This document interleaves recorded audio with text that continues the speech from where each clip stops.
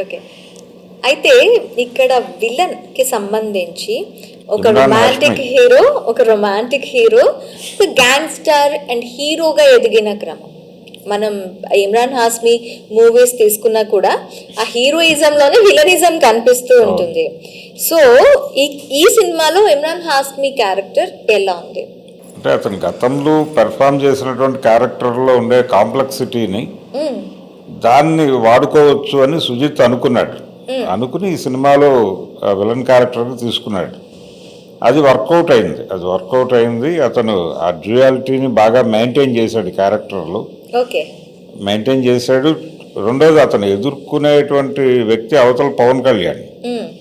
కాబట్టి ఆ స్ట్రక్చర్ని బ్యాలెన్స్ చేసే పద్ధతిలో వీళ్ళు కూడా నడవాలి.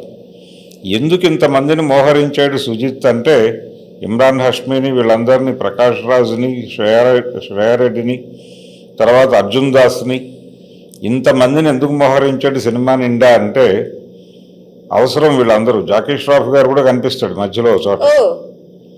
ఎందుకు ఇంతమందిని మోహరించాడు అంటే, పవన్ కళ్యాణ్ ఇచ్చినటువంటి టైం చాలా తక్కువ ఈ సినిమాకి. అంటే టోటల్ సినిమాలో పవన్ కళ్యాణ్ ఉండాలి. ఒక హీరో సెంట్రిక్గా నడిచేటువంటి సినిమాలో హీరో కనిపించాలి. ఇది కమర్షియల్ ఫార్ములా, సూత్రం. కానీ పవన్ కళ్యాణ్ని మొత్తం వాడుకునేటువంటి స్పేస్ ఆయన ఇవ్వలేదు, ఆ టైం ఇవ్వలేదు ఆయన. అందుకని కనిపించకపోయినా పర్వాలేదు, వినిపించాలి. అది కూడా పవర్ఫుల్ సీన్ మధ్యలో వినిపించాలి. అందుకని పవర్ఫుల్ ఆర్టిస్టులను ఎంచుకున్నాడు ఆయన.